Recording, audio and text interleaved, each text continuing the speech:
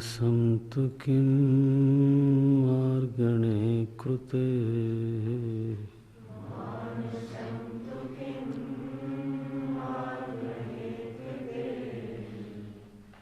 नैव मानसं मार्गार्जवात्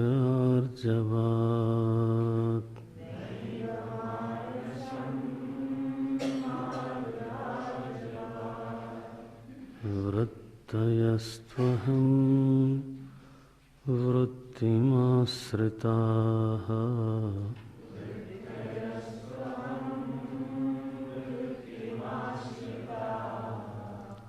वृत्तयो मनो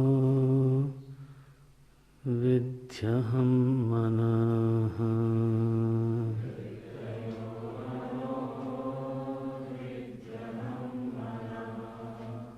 अहमयं कुतो भवति चिन्वतः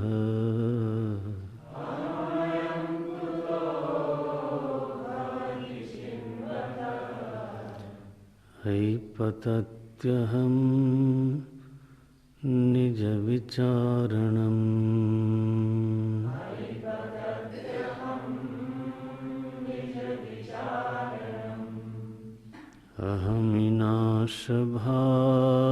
अहमिनाशभाज्यहमहं तया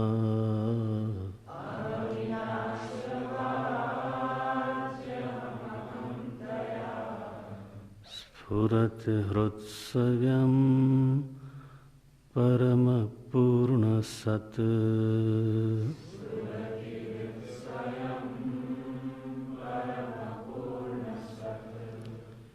इदमहं पदाभिख्यमन्वहम्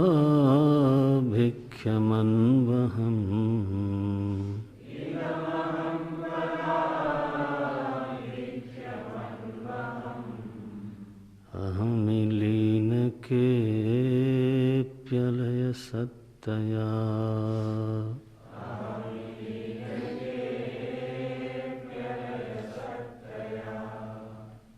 विग्रहेन्द्रिय प्राणधीतमः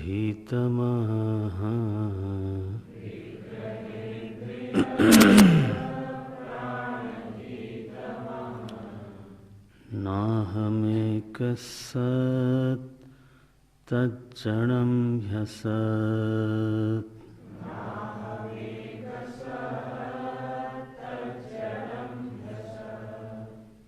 सत्त्वभासिका चेत्क्वेतरा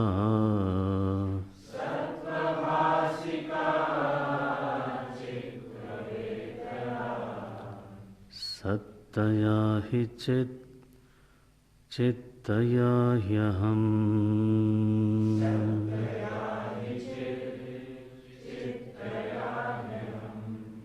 सत्तया हि चित्तया ह्यहम्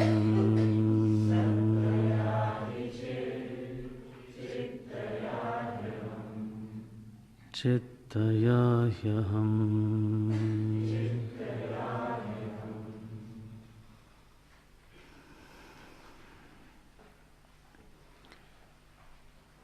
घट की उपाधि से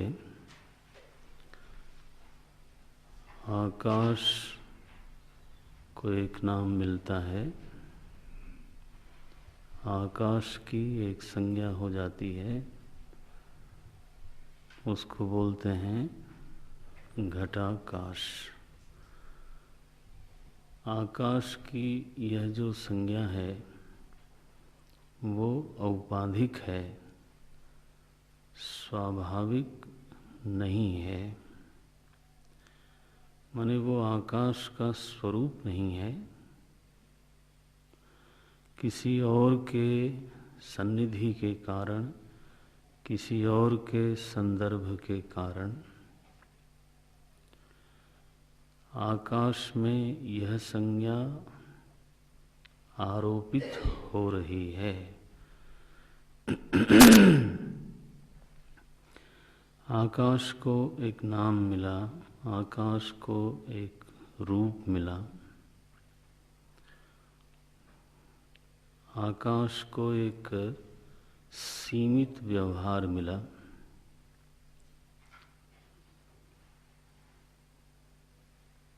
आकाश स्वयं घटाकाश नाम से जाना नहीं जाता। आकाश का कोई रूप नहीं है। आकाश का कोई सीमित व्यवहार नहीं है।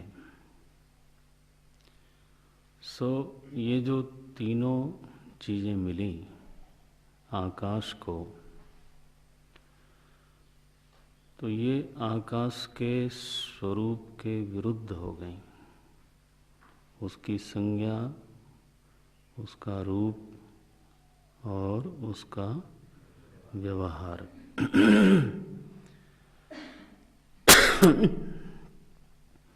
उसमें एक व्यक्तित्व आ गया।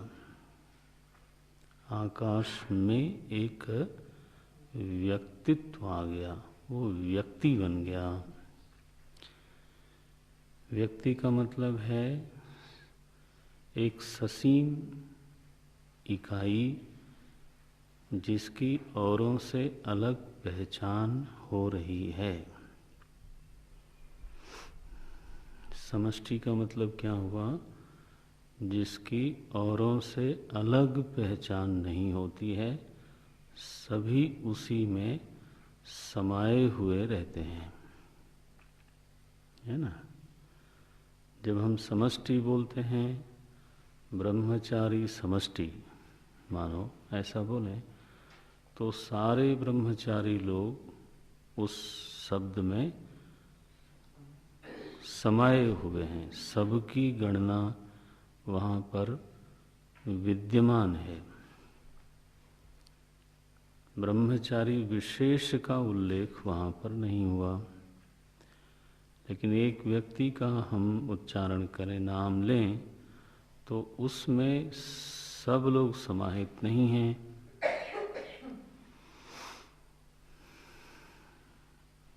उसकी फिर औरों से अलग एक इकाई के रूप में, ठीक है ना, एक इकाई माने एक यूनिट के रूप में एक यूनिट के रूप में। बास कम करके आवाज बढ़ा दे तो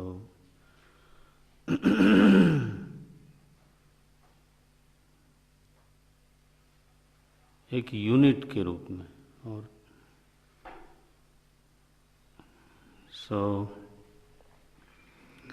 ये वाला ठीक है कि पहले वाला ठीक है?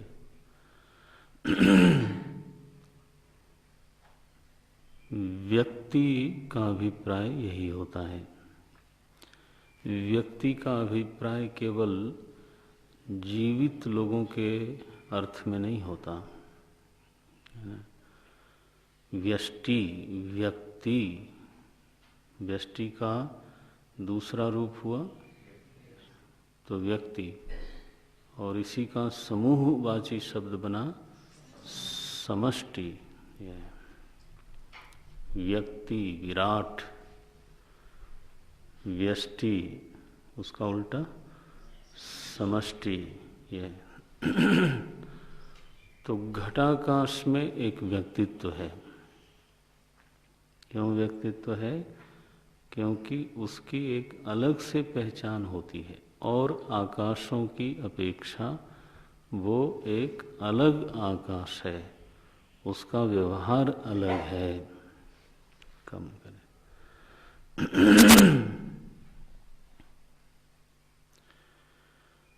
उसका नाम अलग है, उसका रूप अलग, उसका व्यवहार अलग। अलग माने औरों से भिन्न है। तो उसमें भिन्नता का अभिप्राय क्या हुआ? उसमें वस्तु परिच्छेद है। शास्त्रीय रीति से देखें तो उसमें वस्तु परिच्छेद है। आपने परिभाषा पढ़ी है। वस्तु परिच्छेद का अभिप्राय है अन्योन्य भावः। ये अन्य में अन्य का अभाव, इसको बोलते हैं वस्तु परिच्छेद। जहाँ वस्तु परिच्छेद नहीं है वहाँ व्यष्टि की स्थिति नहीं बनती। जैसे एक लहर में दूसरे लहर का अभाव है, इसलिए प्रत्येक लहर क्या है? व्यष्टि है, व्यष्टि है, व्यक्ति है। समुद्र क्या है?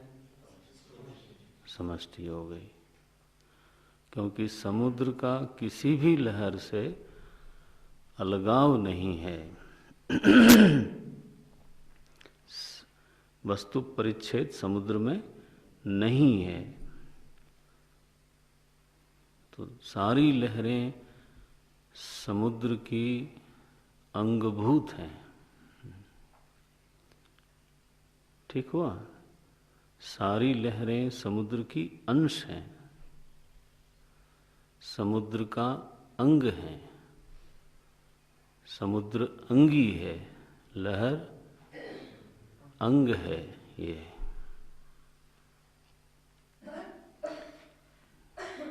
ध्यान देना, मैंने जल शब्द का उच्चारण नहीं किया है।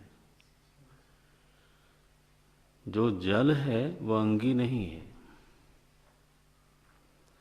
जो जल है वो वस्तु है, तत्व है। जल की दृष्टि से वहाँ केवल जल ही है, न लहर है न समुद्र है। ये इस सिद्धांत को साफ रखना, आप मनन कर लेना थोड़ी देर के लिए। तो ये दृष्टांत है। सिद्धांत क्या होगा? जो व्यक्ति है वो लहर है, जो ईश्वर है वो समुद्र है, और जो ब्रह्म तत्व है वो जल है। ये लहर का समुद्र से कभी भी अभेद वेदांत नहीं बोलता। ये हमारे भक्त लोग कभी कभी गलत समझ बैठते हैं वेदांत के लोगों को। तो वो सोचते हैं कि ये लोग बड़ा दुस्साहसी हैं। हमने कभी नहीं कहा कि लहर समुद्र है। लहर भाव में तो लहर तो हमेशा ही समुद्र का हिस्सा है। समुद्र की लहर है, यही उच्चारण होगा। ये लहर किसकी है? क्या बोलेंगे? समुद्र की। समुद्र की लहरें, गंगा जी की लहरें। समुद्र भी औपाधिक संज्ञा है। जल की अनंतता को देख करके उस जल का नाम पड़ता है समुद्र। अगर जल में वो अनंतता की उपाधि हटा दी जाए, मानो वो थोड़े से दायरे में बहने लग जाए, तो उसी जल को फिर क्या बोलेंगे? नदी। देखो, तो ये जो समुद्र है वो जल को संज्ञा प्राप्त हुई। क्यों प्राप्त हुई? उसकी अनंतता के कारण, उसके विराट रूप के कारण। दोनों ही नाम और रूप हैं। समुद्र भी एक नाम है और रूप है, औपाधिक है। ये जल को जल संज्ञा प्राप्त हुई किसी के कारण नहीं, बल्कि वो स्वयं, वो उसका अपना स्वरूप है।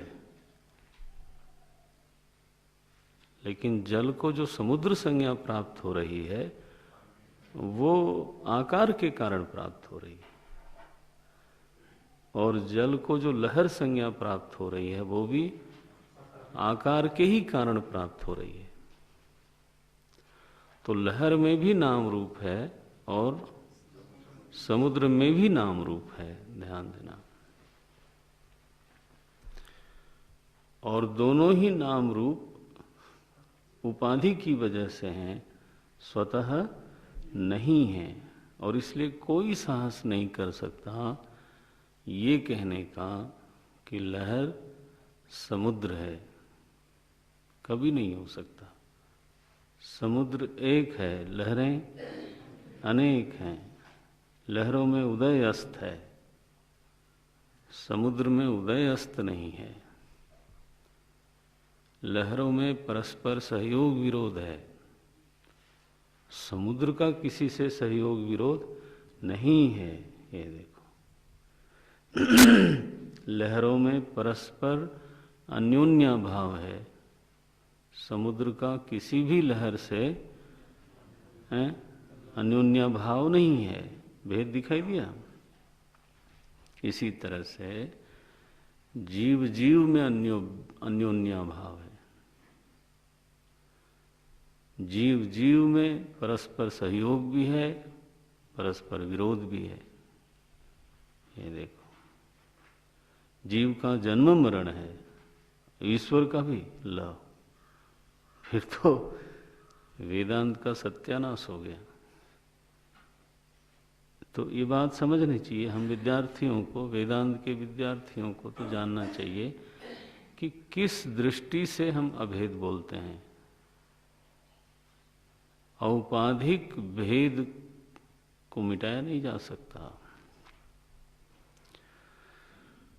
और उसको स्वीकार करके उसकी साधना बनती है। क्या बनती है? उसका बन के, जैसे लहर समुद्र की है वैसे ही हम ईश्वर के हैं। बस हो गई साधना, बन गई। फिर आप माने किसी और के न बन जाओ, फिर आप किसके बनो? प्रभु के बनो, ईश्वर के बनो। किंकर भाव से रहो, उसका पुत्र बन के रहो। किंकर शब्द अच्छा नहीं लगता, तो उसके पुत्र बन जाओ, सेवक बन जाओ, उसके अंश अंग बन जाओ। रामानुजाचार्य जी ने कहा अंग अंगी संबंध है।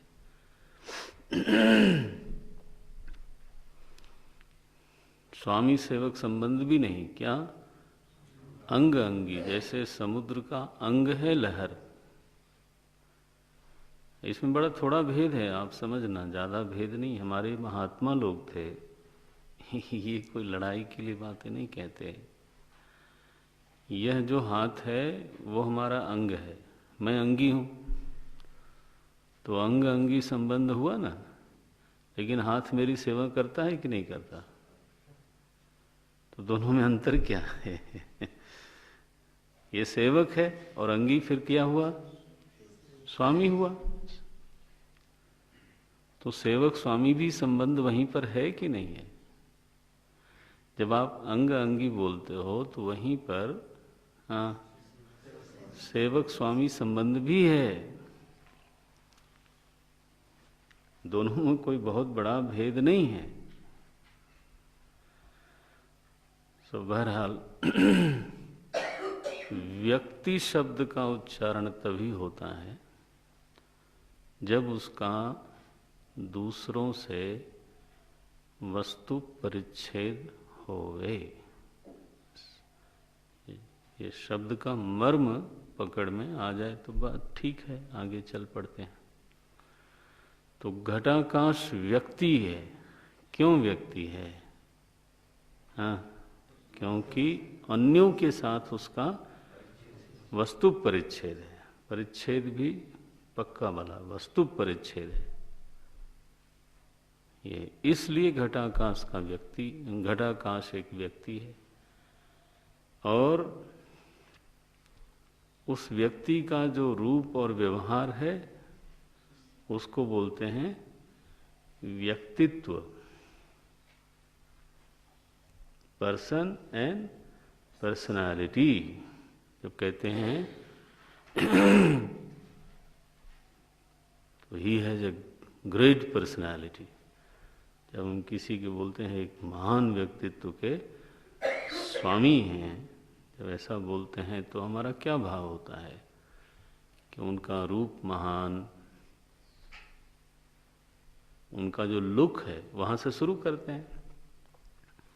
वो दिखने में एक गरिमामय व्यक्तित्व दिखाई देते हैं, जब बोलते हैं तो गरिमा झलकती है, जब वो व्यवहार करते हैं तो गरिमापूर्ण व्यवहार होता है, तब हम बोलते हैं एक महान व्यक्ति, it's a great person. Great person माने क्या? व्यक्ति तो हो गया अन्योन्या भाव जिसमें है, उसको व्यक्ति बोलेंगे। उस व्यक्ति का जो रूप है, व्यवहार है, स्वभाव है, उसको क्या बोलेंगे? व्यक्तित्व। ये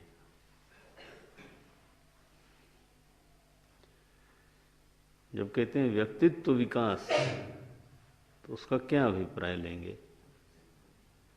कि उसका व्यवहार सुंदर हो जाए, वाणी सुंदर हो जाए, स्वभाव सुंदर हो जाए, जो लुक है वो सुंदर हो जाए, है ना? इसी को बोलते हैं व्यक्तित्व का विकास।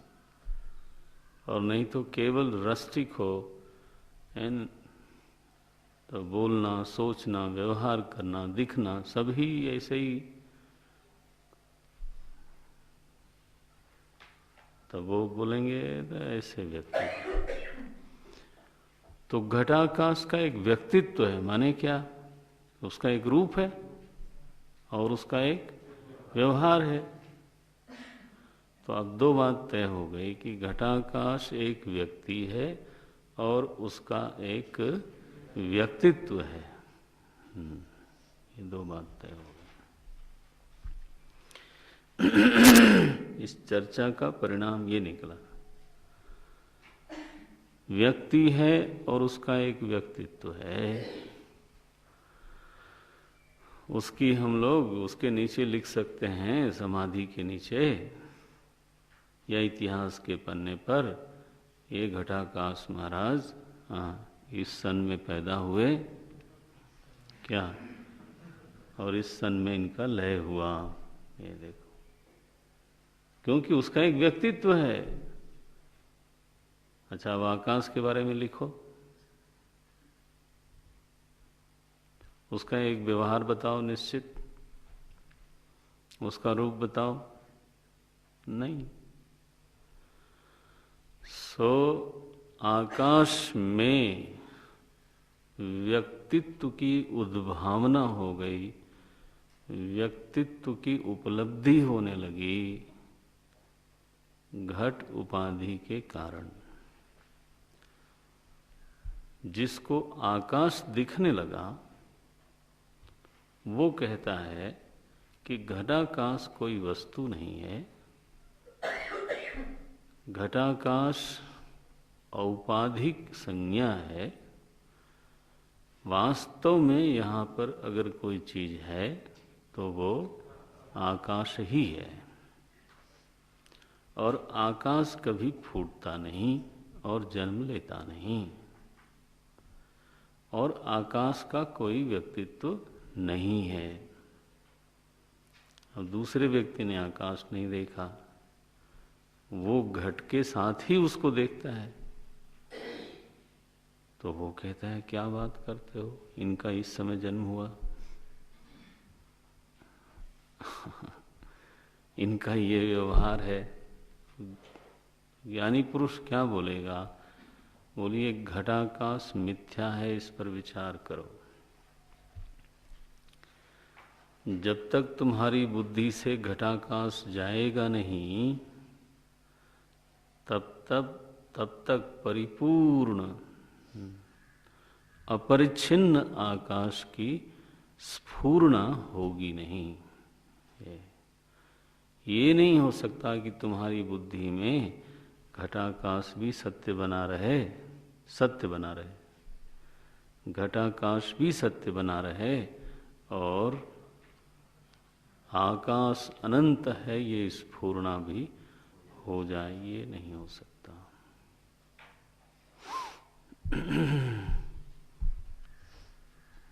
देखो, इसी तरह से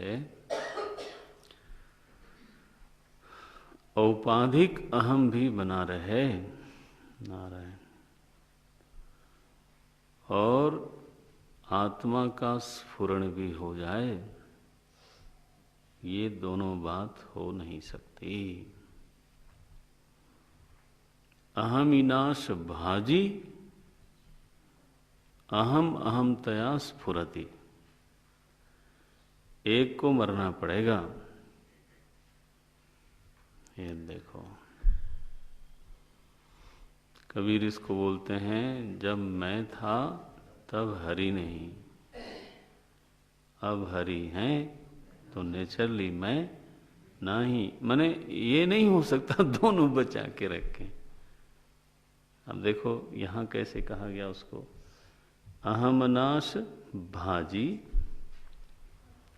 पहले अहम नाश का पात्र बन जाए, घटाकाश बुद्धि से तोड़ दिया जाए, बाधित कर दिया जाए,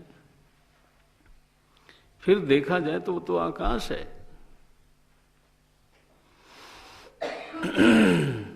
इसी तरह से अहम में जो उपाधि धर्म संश्लिष्ट हो गया है, जिसकी वजह से अहम एक व्यक्ति बन गया, व्यक्ति बन गया। व्यक्ति बन गया माने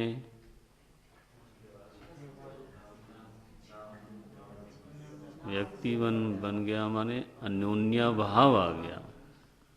ये भाव, ये शब्द बोलना चाहिए था। व्यक्ति बन गया माने हमारा आपसे वस्तु परिच्छेद है। आप में मैं नहीं हूं, आप मुझ में नहीं हो, ये व्यक्ति बोल।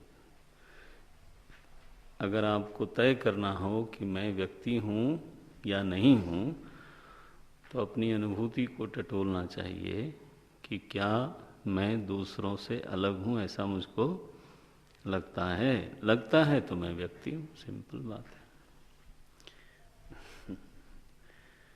व्यक्ति होने की अनुभूति यही है कि मैं औरों से अलग हूं और मुझसे दूसरे लोग अलग हैं, बस।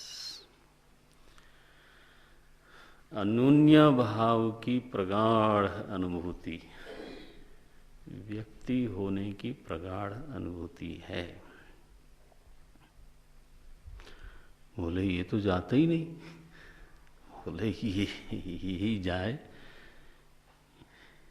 बस यही अंतिम बात है, यही जाए। ये तो जाता नहीं, बगल वाला ही लगता है हमसे अलग है।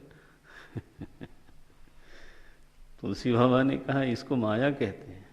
मैं अरु मोर तोर तैं, अन्योन्य भाव हुआ कि नहीं हुआ? ये अपने में यह जो व्यक्ति भाव है और उस व्यक्ति के साथ एक लगा हुआ व्यक्तित्व है। क्या व्यक्तित्व है? मेरा रूप, मेरी सोच, मेरा स्वभाव, मेरा व्यवहार मेरा है, वो तुम्हारा नहीं है। लो, तो उसमें भी अन्योन्य भाव है। मेरी सोच तुमसे अलग, देखो हो गया कि नहीं?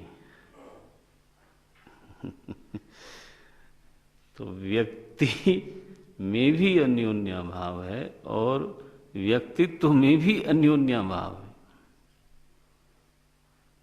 जो मेरा है उसको व्यक्तित्व बोल देते हैं। That constitute a personality including the property. After all किसी को कहते हैं बड़े आदमी हैं। समाज में कभी कभी किसी को बोलते हैं, कभी क्या बोलते ही हैं लोग, बोलते बड़े आदमी हैं। अच्छा, क्या देख के बड़ा बोलते हो? प्रॉपर्टी। देखो, बहुत कम लोग हैं जो किसी की बुद्धि देख करके बोलें कि ये बड़ा आदमी है।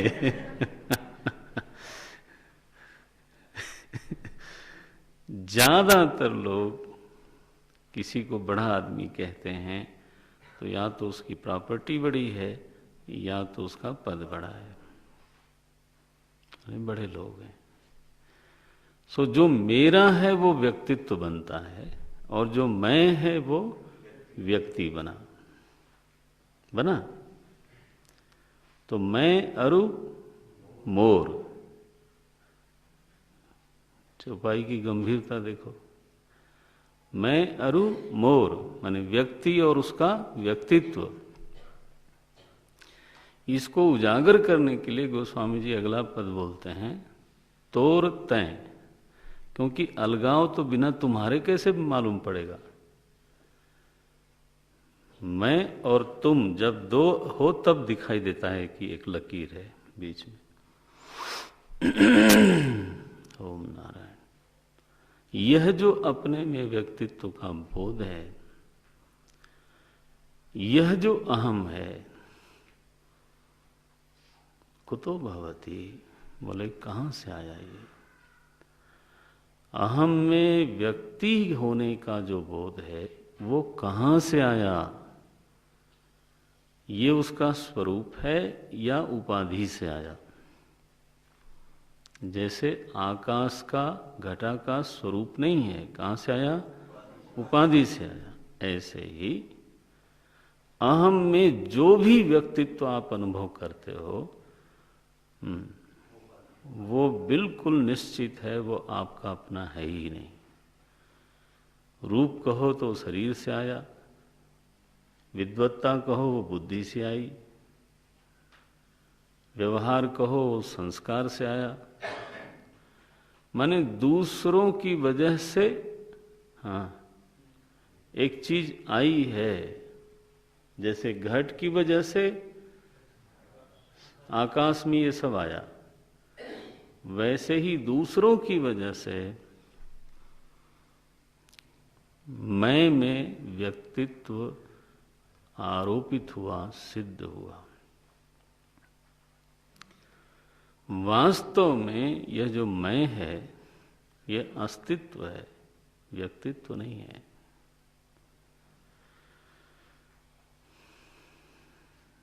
क्या बोला मैंने? अस्तित्व है, सत्ता है बस। जैसे आकाश आकाश है, उसमें घटाकाश नाम की चीज पैदा हो गई। ऐसा एक अनंत सत्ता है, एक सन्मात्र वस्तु है, हूं। वह सत्ता चेतन है।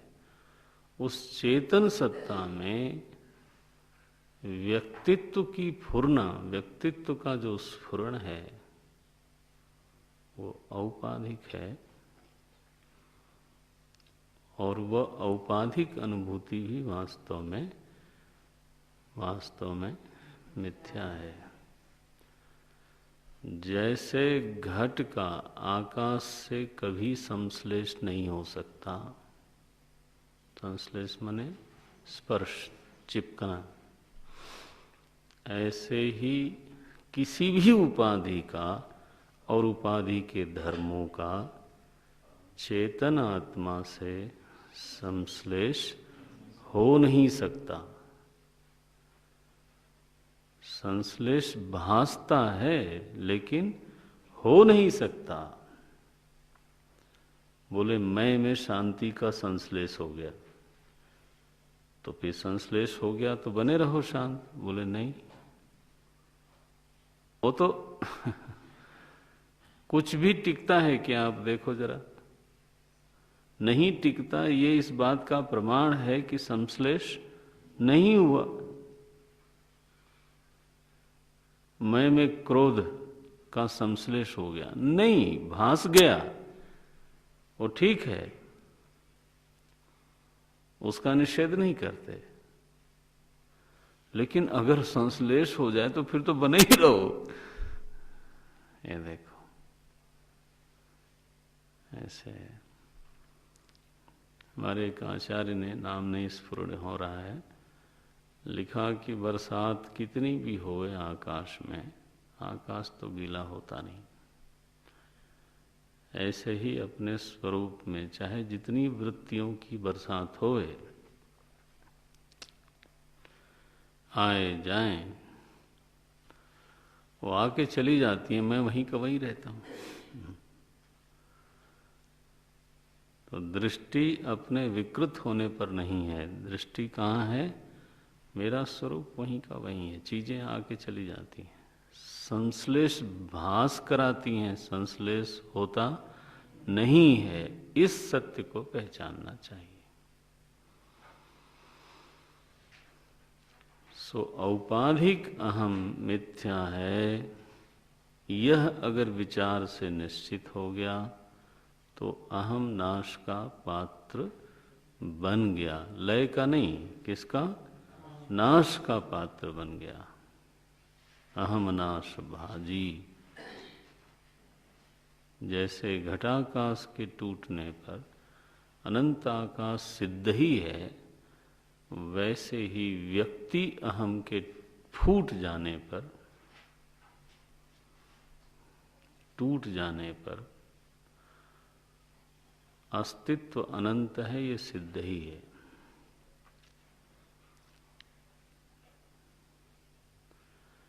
घटाकाश के नाश का मतलब आकाश का नाश नहीं होता, केवल आकाश में आरोपित इस नाम रूप का नाश होता है।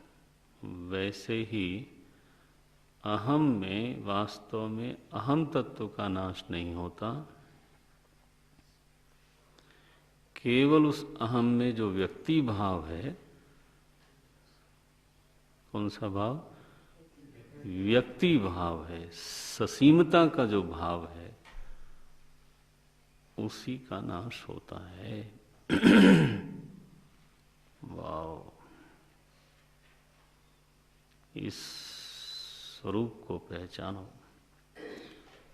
मीरा बोलती हैं, सूली ऊपर सेज पिया की, किस विध मिलना होई। पिया की सेज कहाँ? बोले सूली के ऊपर। हाँ, क्या मतलब है? पहले तुम सूली पे चढ़ो, नहीं चली, उसके ऊपर सेज लगी है। आप उसका अर्थ देखते हो? पहले अहम नाश भाजी, सूली पर पहले चढ़ जाओ। और बोले जब मैं सूली पे ही चढ़ गई तो फिर सेज पर कौन पहुंचेगा? बोले पहले चढ़ो तो सही, फिर देखो तुम वहीं हो। सूली ऊपर सेज पिया की। आदमी अपने व्यक्तित्व बोध से हटना नहीं चाहता, माने सूली पे चढ़ना नहीं चाहता। फिर न स्फुरति। हाँ, ये महापुरुषों का अनुभव है।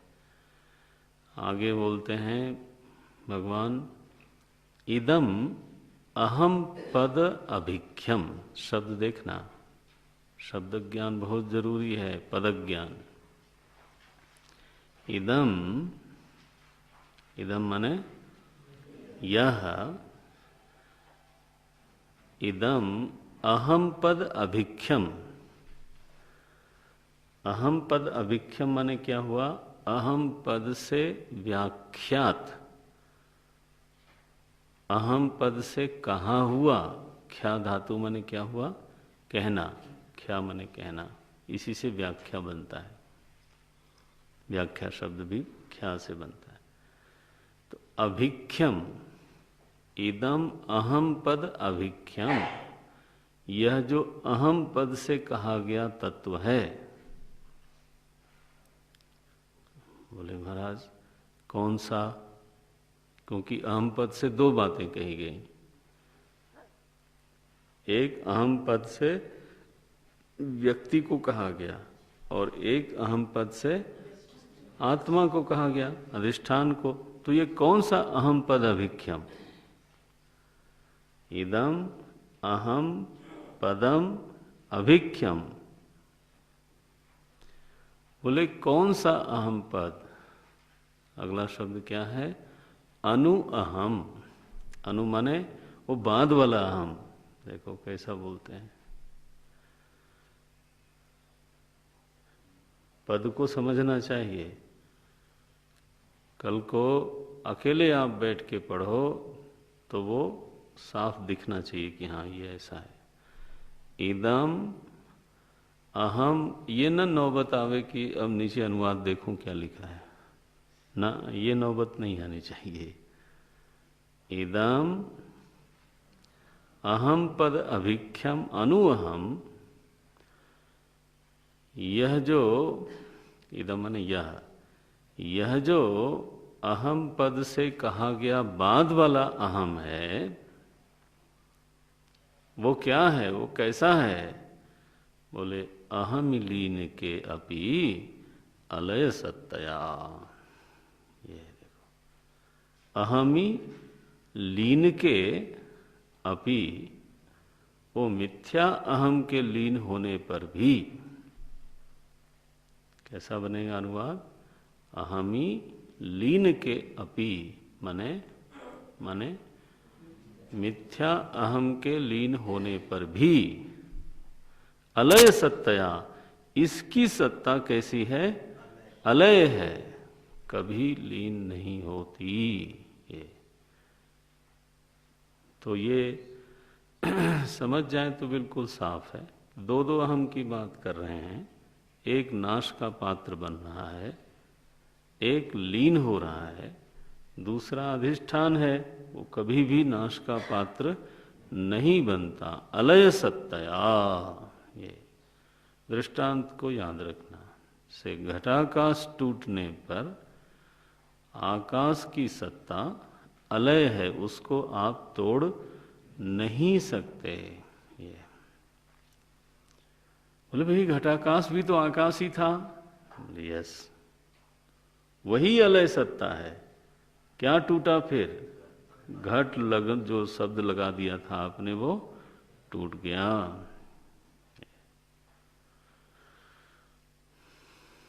तो ज्ञानी पुरुष का मतलब क्या?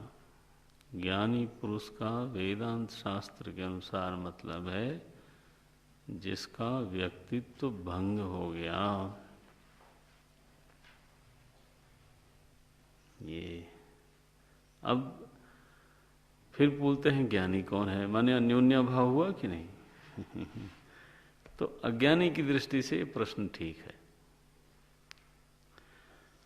हद तब हो जाती है जब वो ये कहते हैं कि ज्ञानी पुरुष देह छोड़ने के बाद आया उनकी मदद के लिए। इसका मतलब क्या हुआ? कि वो व्यक्ति के रूप में अभी तक बना हुआ है। तो आप उसको ज्ञानी बना रहे हो कि अज्ञानी बना रहे हो? अगर उसमें आपने व्यक्तित्व को स्वीकार ही कर रखा है तो आपने समझा ही नहीं कि ज्ञानी जी क्या होता है। घटाकाश बना हुआ है और आकाश स्वरूप में स्थिति होगी, ये कैसे होगा? ये आपकी भावना के लिए बहुत अच्छी बात है। भावना आपकी पुष्ट होवे, भक्ति बढ़े, वो सब ठीक है। लेकिन आप क्या मानते हो कि आपके सद्गुरु अभी भी व्यक्ति हैं? तुम तो व्यक्ति बने ही हो, इसलिए पिटाई हो रही है तुम्हारी। उनको क्यों व्यक्ति बना रहे हो? अपनी आराधना के लिए तुम अपना बना लो, वो ठीक है, लेकिन बुद्धि में साफ होना चाहिए कि वो व्यक्ति नहीं है, अस्तित्व है।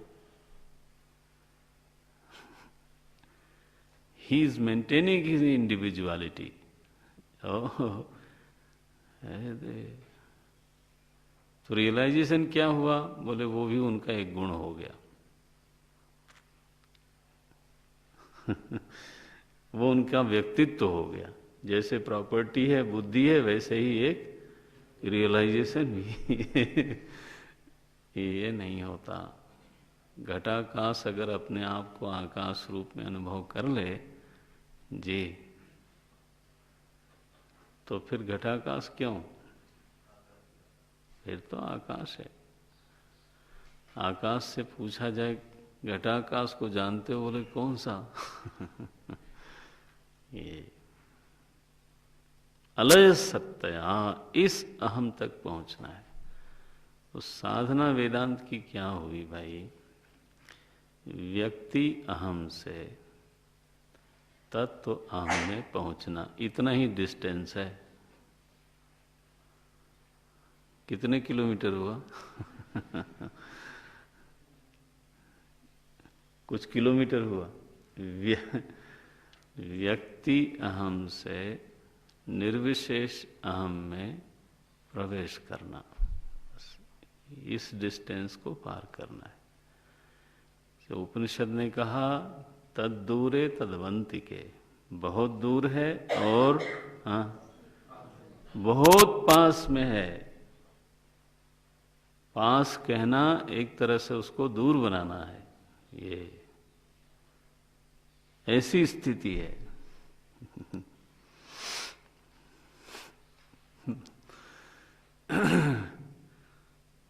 हाँ, अलय सत्तया इदम अहम पद अभिख्यम अनवहम अहम लीनिके अपि। हाँ, ग्रंथ देखें, अलय सत्तया। अब रमण महर्षि कहते हैं कि यह जो अहम लीन के, जो लीन होने वाला अहम है, नाश का पात्र बनने वाला जो अहम है, वो अहम कहाँ से कैसे आया? बोले विग्रह। देखो अगला श्लोक है, पढ़ देते हैं। हालांकि पाठ किया हुआ है, फिर भी पढ़ लेते हैं। विग्रहेन्द्रिय प्राणधीतमः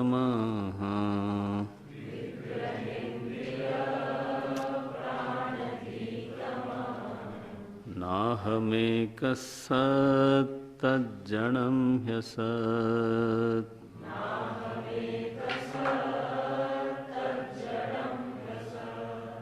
तज्जडं ह्यसत्। विग्रह, इंद्रिय, प्राण, धी, धी माने बुद्धि, तमः, तमः माने आनंदमय कोश, अविद्या अथवा तत्वबोध की भाषा में, आत्मबोध की भाषा में कारण शरीर। गुड, कारण शरीर। ये तो ये चीजें हमारे साथ लगी हुई हैं, कितनी हैं? तो विग्रह, इंद्रिय, प्राण, धी, तमः, 5 चीजें लगी हैं। इस धी शब्द में मन को इंक्लूड कर लेना आप, क्योंकि मन का उल्लेख यहाँ पर नहीं किया गया। अब जो लोग समझते हैं कि बुद्धि एक अलग चीज है, मन एक, अब वो फंस जाएंगे। बोले मन किधर गया? शायद पहले नाश कर दिया था वो, इसलिए गिना नहीं। ये ना करना आप। हाँ। सो जो अस्तित्व अहम को व्यक्तित्व मिला, ये इन्हीं 5 कोशों की वजह से मिला। विग्रह के कारण आप कहने लगे मैं मनुष्य हूं। अनुभूति क्या है आपकी? अहम अस्मि, मैं हूं, मैं हूं। किसी ने पूछा क्या हो, तब बोला मनुष्य हूं। ये मनुष्य शब्द कहां से आया? विग्रह के कारण आया। ये देखो,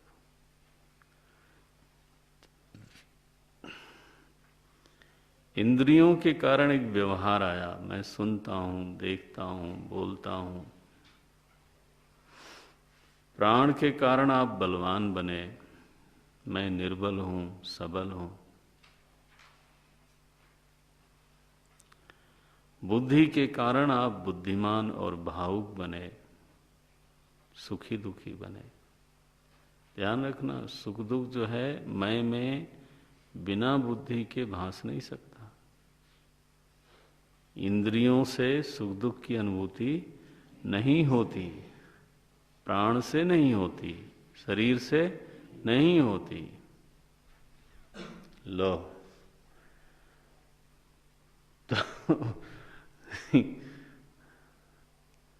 तो मैं सुखी दुखी, बुद्धिमान विद्वान, समझा नहीं समझा, ये सारा जो मैं में अनुभव घुसता है, घुसता ही शब्द बोलूंगा, वो सब ये बुद्धि महारानी के संश्लेष के कारण है। बताओ। और तमह, कल मैं महाराज जी को सुन रहा था, आनंदमय कोश की एक बड़ी निराली व्याख्या की उन्होंने। बोले बनारसी लोग अब खुद बनारसी के थे वो, तो हम लोगों की जन्मभूमि बनारस मंडल में ही है, वहाँ तो बहुत पास में है घर। तो बोले बनारसी लोग भांग पिए हों और मुंह में पान भी खाया हो, तमाकू वाला, जर्दा वाला, और थोड़े थोड़े मदहोश हो रहे हों, कुर्ते पर हाँ छींट लाल लाल पान की छींटें भी आ गई हों, ऐसा एक आदमी को आप देखोगे, बोले भाई ये अभी बड़े आदमी से मिलाने लायक नहीं है, इसकी हालत ठीक नहीं, बड़ा विलासी दिखता है। ठीक है ना। तो बोले ये आनंदमय कोष में जब आप रहते हो तो आपकी हालत ऐसी ही रहती है, आप भंगियाए रहते हो माने होश में नहीं रहते और भोक्ता बने रहते हो, सुख में रहते हो, यू नो। देखो महापुरुष जो है पका हुआ वेदांत हो तो कैसे समझा सकता है। आनंदमय कोष में तम भाव बढ़ गया, क्या यहां लिखा, क्या लिखा, तमह, ये देखो सीधा ही लिख दिया। अब महाराज जी चूंकि बनारस के थे तो भांग बोलते थे, अब कोई और बड़ी चीज बोलता तो वो भांग की बजाय कोई मदिरा पिए हुए नाले में पड़ा हुआ हो, हाँ जी, और समझता हो कि मैं इस समय वैकुंठवासी हूँ, हाँ ऐसी भी तो स्थिति होती है कि नहीं होती है। बिल्कुल तमह, लेकिन भोक्ता भाव है, उसमें सुखानुभूति हो रही है। ऐसे हमारे व्यक्तित्व का एक अंतरंग पहलू है, कारण शरीर, अविद्यात्मक स्थिति, लयात्मक स्थिति। ये उस लयात्मक अविद्यात्मक स्थिति में भी भोग हो रहा है, और इसीलिए सुखम अहम अस्वाप्सम, क्या बोलता है आदमी, सुख से सोया, बोले जाना क्या, न किंचित अवेदिशम, यही पढ़ा था ना। अब देखो तमह शब्द आया किस लिए, क्योंकि आपकी स्थिति ऐसी बन गई। तो पंचकोश जैसे घट के कारण उसका नाम घटाकाश पड़ा, वैसे इन पंचकोशों के कारण हाँ हमारे अलग अलग नाम और अलग अलग व्यवहार हो गए। हम बुद्धिमान हो गए और फिर बौद्धिक क्रिया करते हैं, इंद्रियवान हो गए, इंद्रिय क्रिया करते हैं, भावुक होते हैं, सुखी हैं, दुखी हैं, मेरे संस्कार अलग हैं, ओफो मेरा रूप अलग है, मेरा बल अलग है, माने अन्योन्या भाव ऐसा जम के बैठा। आया कहां से, मैं की वजह से नहीं, इन पांचों की वजह से आया। ये उपाधियां हैं और इन उपाधियों के कारण मैं में औपाधिक अनुभूति हुई।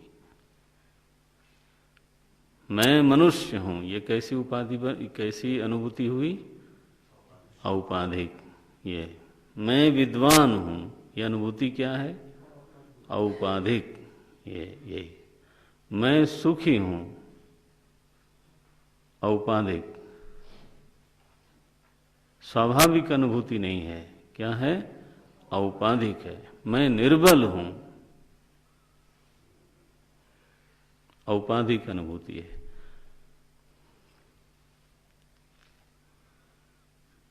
बोले इस उपाधि से अगर हमारा नित्य संबंध हो जाए तो चाहे उपाधि ही सही, लेकिन फिर तो पक्का हो गया।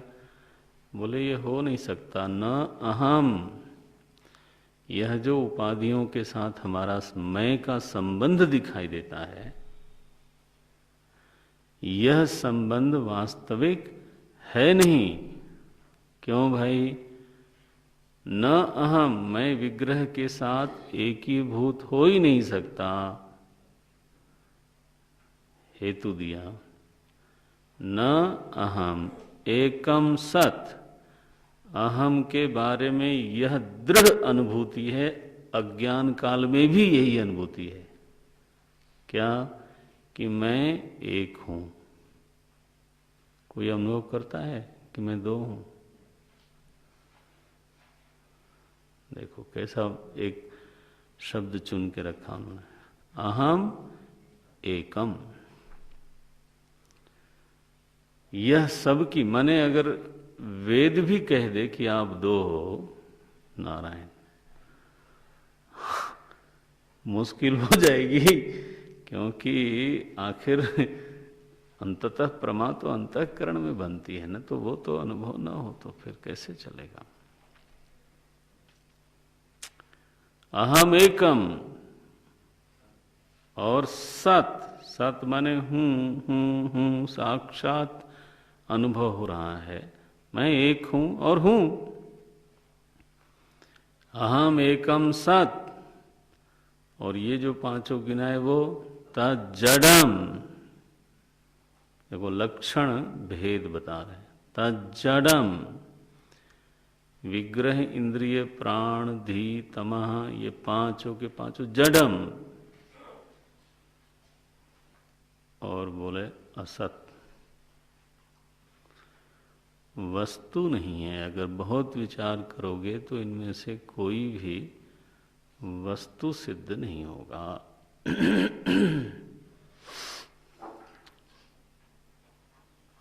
जडम ही असत, हो करके मिट जाते हैं ये सब के सब। बुद्धि वृत्तियां आ करके मिट जाती हैं। बुद्धि वृत्तियों का हमने विश्लेषण करते समय बोला था, याद करा दें तो क्या बोला था मैंने? कि जैसे जल के ऊपर तरंग है, वैसे ही चेतन के ऊपर वृत्तियां हैं। जैसे तरंग कोई वस्तु नहीं होती, जल ही वस्तु है, वैसे ही वृत्तियां भी कोई वस्तु नहीं है, चेतना ही वस्तु है। सो ये वास्तव में है नहीं, असत है। विचार करोगे तो यही निर्णय निकलेगा। अनेक हैं, सावयव हैं। अब देखो शरीर में ही मैं पूरा शरीर हूं, हाथ हूं कि पैर हूं कि सिर हूं कि, लो अहम, अगर कोई अहम की अनुभूति पर ध्यान दे तो क्या अहम में सावयव होने की अनुभूति है क्या? सावयव माने अवयव सहित। हाँ, अहम एक, अंग्रेजी में लोग बोलते हैं, मुझे पक्का अर्थ नहीं मालूम उस शब्द का, लेकिन होमोजोनस बोलते हैं, ठीक है? होमोजोनस एग्जिस्टेंस, होमोजोनियस, जीनियस, होमोजीनियस, शायद उसका हिंदी में अर्थ होता होगा घनीभूत। क्या?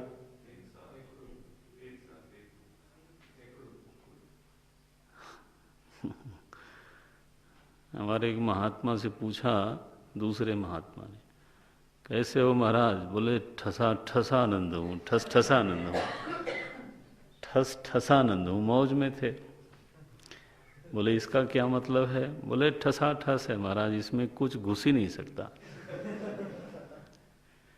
मैं वह सत हूँ जिसमें और कोई चीज घुस नहीं सकती, ऐसा मैं हूँ।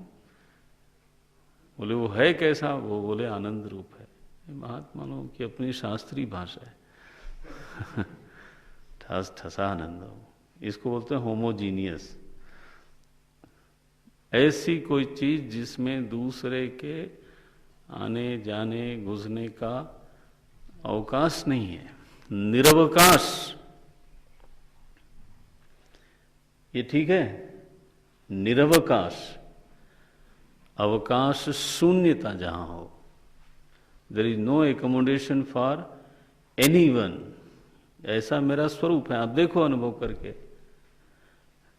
अब शरीर में तो अवयव ही अवयव है, सब चीज में अवकाश है, वृत्ति में अनेकता है, इंद्रियों में अनेकता है। ला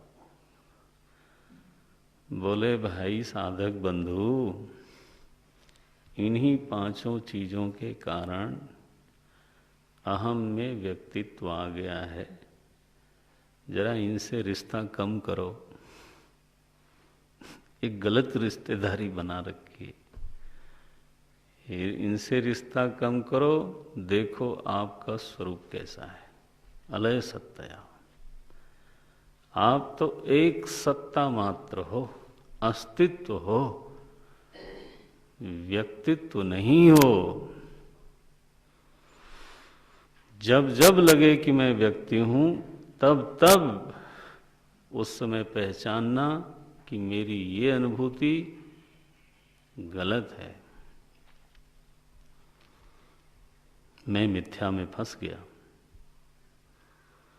जब जब लगे कि मैं व्यक्ति हूं, तब तब समझना ये माया है, माया है। व्यक्तित्व बोध ही माया है।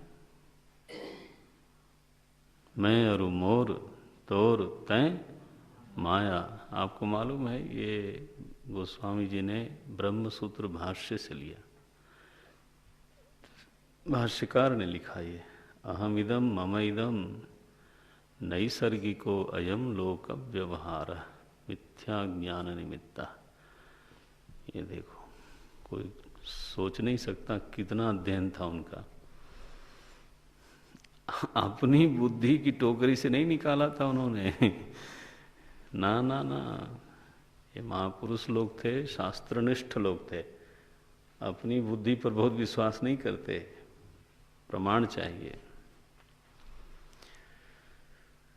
से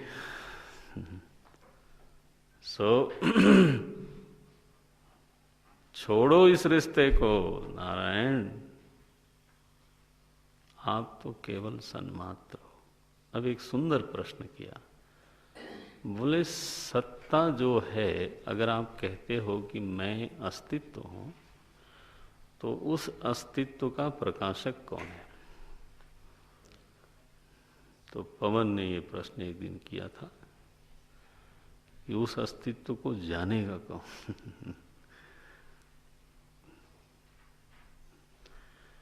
अब भाई, जो भी चीज जानी न जाए वो सिद्ध न होगी। तो इस अस्तित्व को जाना कैसे जाए? क्या बोलते हैं, सत्वभासिका चित्वेतरा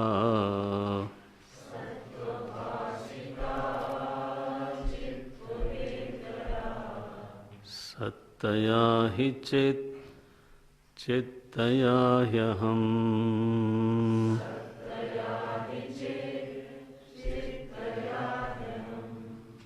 चित्तया ह्यहम्। सत्वभासिका चित्त क्व इतरा। असल में ये श्लोक जो आपकी किताब में छपा होगा, मेरे ख्याल से क्व वेतरा शब्द 2 बार वह आ गया है, तो इसीलिए आप उच्चारण करते हो गलत। मैंने सोच लिया था कि अब अभी क्या टोकूं, बाद में पढ़ाते समय टोकता हूँ। तो उसमें बेहतर यह है कि आप सुनो पहले ध्यान से कि वो उच्चारण क्या कर रहे हैं,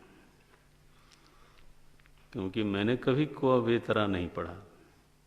मैं हमेशा पढ़ता हूँ सत्वभासिका चित क्वेतरा।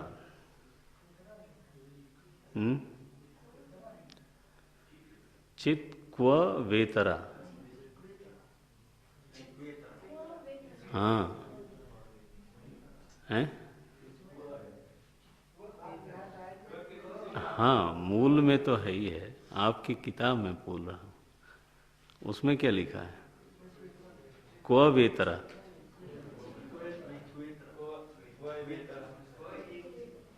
एक वह है, तो फिर नहीं, उसमें तो बिल्कुल ही नहीं है। चित क्वे तरह बाद में दिखाना। ये बाल विहार गाइड में क्या लिखा है? बाल विहार में दो है। अरे तो बहुत गलतियां हो रही हैं आजकल, क्या बताऊं। क्योंकि क्व वेतरा शब्द बनता नहीं ना। क्व फिर वेतरा का अर्थ क्या होगा? संस्कृत देखना चाहिए। क्व इतरा शब्द क्या है? क्व इतरा कौन सा संधि हुई? गुण संधि। क्या है? गुण संधि हुई और ई मिल करके ए बना। ये क्व माने क्या। अब क्व वेतरा कर दें तो बहुत मुश्किल हो जाएगा। कैसे संधि विच्छेद करोगे? कभी खुद, अभी तो नहीं बोलूंगा मैं कि अभी खुद ध्यान करो। कितना ध्यान करोगे आप? जितना पढ़ाया जाता है उतना ग्रहण हो जाए बहुत है। चित क्व इतरा क्या बोलते हैं? सत्व भाषिका। सत्व माने उस अस्तित्व का अवभाषण करने वाला चित्त। सत्व भाषिका चित्त, सत्व का अवभाषण करने वाला, सत अहम का अवभाषण करने वाला चित्त। क्व इतरा, क्या कोई अलग है, अन्य है? बोले नहीं। सत्ता और चेतना, ये और शब्द लगा के बोलना गलत है। सत्तया ही चित्त। बोले वह जो चेतना है, जो सत्व का अवभाषण कर रही है, वह चेतना है कि नहीं है? अगर चेतना को सत्ता से अलग करेंगे, हाँ, तो वो चेतना क्या होगी? असत हो जाएगी। ये जिस चेतना से आप कह रहे हो कि वो अवभाषण करेगी, वह चेतना सत्ता रूप है या सत्ता रहित है? तो चेतन से सत को अलग करेंगे तो चेतन होगा असत। ये तो असत चेतन भाषण करे, ये तो कॉन्ट्रडिक्शन हो गया। इसलिए बोले तुम काहे को चित्त को सत से अलग कर रहे हो? सत्तया ही चित्त।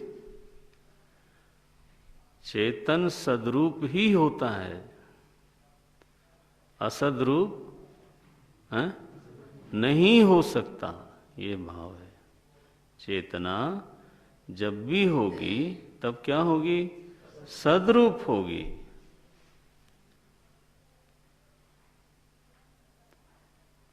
असदरूप चेतन कहना, ये तो फिर चेतन को नकारने वाली बात हो गई। तो सत्ता चिन्मयी है, चेतना सन्मयी है। ये और न लगाओ, ये कोई गुण नहीं है। सत्ता और चेतना किसी का गुण नहीं है। इसको बोलेंगे तो ऐसा बोलेंगे, चेतना सद्रूप है और सत्ता चिद्रूप है। ये यानी सत्ता दो तरह की हो सकती है, जड़ रूप या चिद रूप। तो ये जो अहम सत्ता है वो कैसी है? चिद रूप है। क्या? तो अपने भीतर सोच के, अहम अगर जड़ हो गया तो फिर बचेगा कौन? अहम चिद्रूप सत्ता है और वह जो चेतना है, चिन्मयता है, वो कैसी है? सद्रूप है, असत नहीं है। सत्तया ही चित। अच्छा, बोले चेतना सदरूप है, और चेतना है कौन? कहाँ ढूंढूं उसको? बोले चित्तया ही अहम। बोले चेतना को ढूंढने के लिए कहीं नहीं जाना है, चेतना अहम रूप ही है। क्या सुंदर बात कही। चेतना अहम रूप ही है। जो चीज अहम से जुदा है, हाँ, वो जड़ हो जाएगी। ये बिल्कुल डिंडिमनाद है। ब्रह्म भी अगर अहम से जुदा हो जाए, हाँ जी, वो जाएगा खाते में। क्योंकि चेतन की अनुभूति हमेशा इधर होगी, उधर ज्ञेय की अनुभूति होगी। ज्ञान की अनुभूति कहाँ होगी? चेतन माने ज्ञान, चेतन माने ज्ञान। ज्ञान की अनुभूति हमेशा प्रत्यक्ष रूप से होती है, इधर होती है। जो बाहर है वो तो ज्ञेय बनता है। ये सो चित्तया ही अहम। ये देखो कैसा पलटते हैं। सुंदर श्लोक है ये। सत्वभासी का चित्त, सत्वभासी का चित्त आक्षेप करते हैं, कोई तरह, क्या कोई और है? तो ये हो नहीं सकता। सत्तया ही चित्त, चेतना सदरूप ही होती है। असद हो गई तो फिर असद ही हो गई। फिर तो असद वस्तु को न जड़ बोल सकते हैं, न चेतन बोल सकते हैं। जो है ही नहीं उसको क्या बोलना? तो सत्तया ही चित्त, चित्तया ही अहम। और चेतना जब भी अनुभव में आती है, अहम रूप से ही अनुभव में आती है। अहम अहम अहम अहम। सो चेतन कहने का सीधा अर्थ है अहम। ये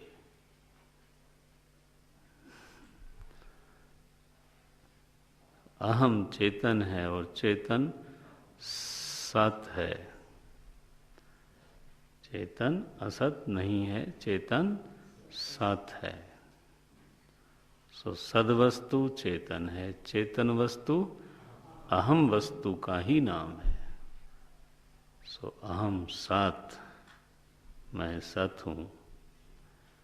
अहम अस्मि सदा भामी। ये 9 श्लोक लगभग ये अहम पदार्थ के शोधन के लिए लिखे गए। 17वें श्लोक से लोग लेकर 23वें श्लोक तक। कितने हैं श्लोक? 9 तो मैंने बोल दिया ऐसे ही। कितने हैं? 7। 7 श्लोक। 8 होंगे, 8 होंगे ना? 7 ही हैं पक्का? ठीक है।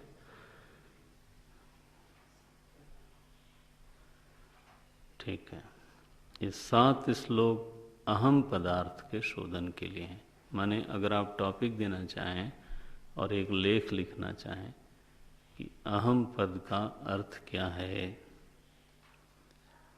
अहम पदार्थ का शोधन, तो उसमें ये 7 श्लोक आपको काम में आएंगे।